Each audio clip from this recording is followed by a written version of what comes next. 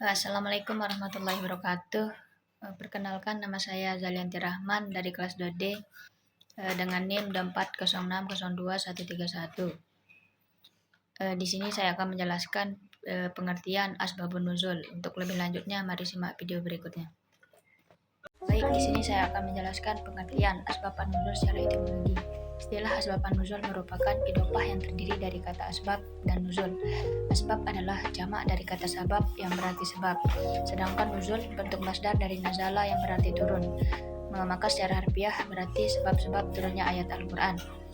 Secara terminologi, yang pertama yaitu Hasbi As-Siddiqi juga mengartikan asbab an-nuzul sebagai kejadian yang karenanya diturunkan Al-Quran untuk menerangkan hukumnya di hari timbul kejadian-kejadian itu dan suasana yang di dalamnya.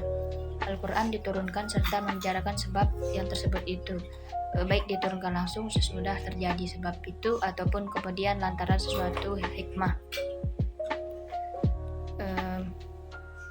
Lanjut ke pembagian dan macam-macamnya.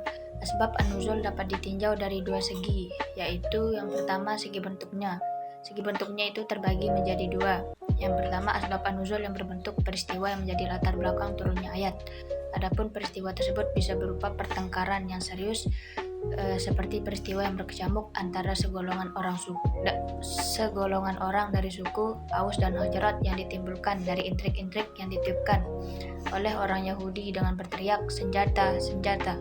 Lalu turun ayat 100 surat Al-Imran yang berbunyi, wahai orang-orang yang beriman, jika kamu mengikuti segolongan dari orang yang diberi Alkitab, niscaya mereka akan mengembalikan kamu menjadi orang-orang yang kafir setelah beriman.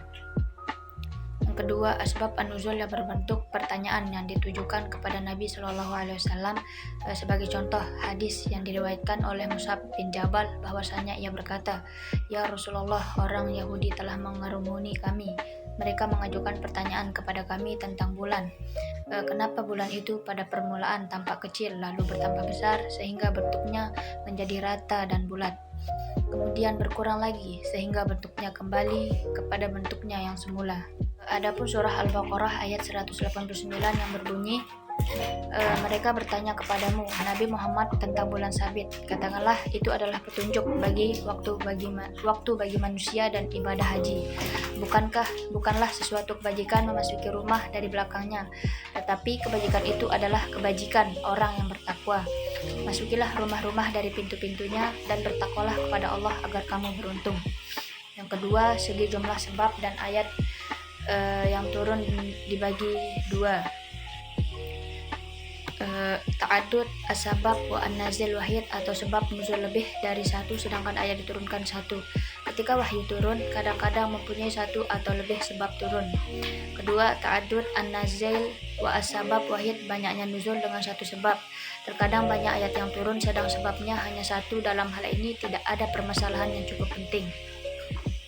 Cara mengetahui asbab an-nuzul, yang pertama yaitu asbab an-nuzul tidak bisa diketahui melalui ijtihad, akan tetapi harus diketahui melalui periwayatan atau hadis yang sahih dan kuat yang bisa dipertanggungjawabkan kepalitannya. Yang kedua yaitu riwayat tersebut bisa diperoleh dari sahabat karena merekalah yang secara langsung menyaksikan turunnya ayat Al-Quran atau dengan jalan mendengarnya. Yang ketiga, bisa juga didapatkan pada riwayat-riwayat dari para tabi'in, yakni mereka yang telah belajar kepada sahabat tentang asbab an-nuzul suatu ayat atau mereka yang mengkaji dan mempelajarinya. Riwayat dari tabi'in dan tabi'in baru diterima setelah memenuhi syarat-syarat sebagai berikut. Yang pertama, sanadnya sahih sampai masa tabi'in dan menjadi sumber periwayatan. Yang kedua, termasuk kategori ulama tafsir yang belajar pada sahabat seperti Mujahid, Ikrimah, Sa'id bin Jubair, dan lain-lain. Yang ketiga, riwayat tersebut harus dikuatkan dengan hadis mursal lain. Urgensi dan kegunaan asbab an-nuzul. Yang pertama, mengetahui hikmah yang terkandung dalam hukum yang disyariatkan oleh agama. Hal ini bermanfaat baik bagi orang Islam maupun bukan. Orang yang beriman akan bertambah imannya dan bertambah kuat keinginannya untuk melaksanakan hukum itu karena diketahuinya ada kemaslahatan di dalamnya. Kedua, membantu kita memahami ayat dan menghilangkan kemuskilan yang mungkin timbul. Sebagai contoh adalah kasus Marwan bin Hakam yang mengalami kemuskilan dalam memahami firman Allah Subhanahu wa taala dalam surat Ali Imran ayat 188 yang berbunyi, "Jangan sekali-kali kamu mengira bahwa orang gembira dengan apa atau perbuatan buruk yang telah mereka kerjakan dan suka dipuji atas perbuatan yang mereka anggap baik yang tidak mereka lakukan. Kamu jangan sekali-kali mengira bahwa mereka akan lolos dari azab. Mereka akan mendapat azab yang sangat pedih." Yang ketiga, menghindari pembatasan secara mutlak dalam suatu ayat. Sebagai contoh adalah pemahaman surat Al-An'am ayat 145 yang berbunyi, "Katakanlah, tidak kudapati di dalam apa yang diwahyukan kepadaku sesuatu yang diharamkan memakannya bagi yang ingin memakannya kecuali daging hewan yang mati, bangkai, darah yang mengalir, daging babi karena ia najis atau yang disembelih secara fasik, yaitu dengan menyebut nama selain Allah. Akan tetapi siapapun yang terpaksa bukan karena menginginkannya dan tidak melebihi atau batas darurat, maka sungguhnya Tuhanmu Maha Pengampun lagi Maha Penyayang." Menurut arti lahirnya, ayat ini menunjukkan bahwa makan yang diharamkan Allah hanyalah bangkai, darah yang mengalir, daging babi dan hewan yang disembelih dengan nama selain nama Allah. Akan tetapi, Imam Syafi'i berpendapat bahwa ayat tersebut tidak bermaksud untuk memberi pembatasan yang mutlak seperti itu.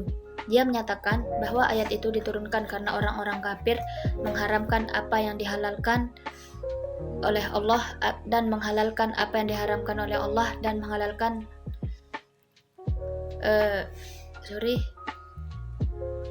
apa yang dihalalkan oleh Allah dan menghalalkan apa yang diharamkan Allah untuk menunjukkan keingkaran mereka pada Allah dan Rasul-Nya. Sekian hanya itu presentasi yang dapat saya sampaikan. Sekian dan terima kasih. Mohon maaf bila ada kurangan. Wassalamualaikum warahmatullahi wabarakatuh.